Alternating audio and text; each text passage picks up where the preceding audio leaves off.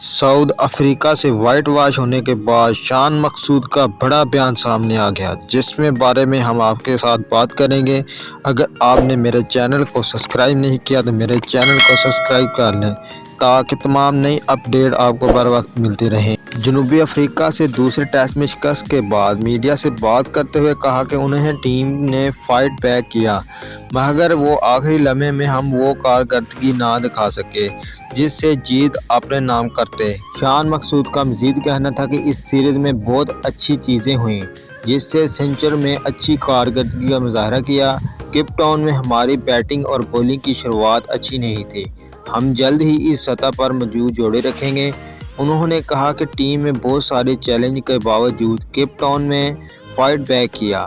اچھی نشانی یہ ہے ہم نے مستقبل میں ایک درست استعمال کر کے لڑنے کی فتح حاصل کرنے کی کوشش کریں گے۔ کپتان نے کھلاڑیوں پر اعتماد ظاہر کرتے ہوئے کہا کہ مجھے اپنی ٹیم پر بھروسہ ہے اور میں اپنی ٹیم سے کوئی بھی ذاتی کامیابی کے لیے نہیں کھیلتا۔ بالکل، کارکردگی کا مقصد ہمیشہ ٹیم میں حصہ ڈالنا اور اس بات پر یقین بنانا کہ ہم اچھا نتیجہ نکال سکیں گے۔ انہوں نے سیریز کے دوران سامنے آنے والی خواہشیں کو تسلیم کرتے ہوئے کہا کہ سیم ایوب کی انجری اور عدمی حاضری کی وجہ سے ہمیں مشکلات پیش آئیں۔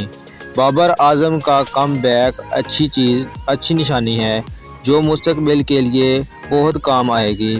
اس کے علاوہ وہ ہمارے اسکواڈ میں بھی زبردست رہے۔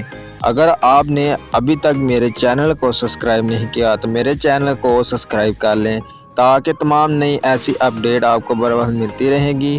ملتے ہیں نئی ویڈیو کے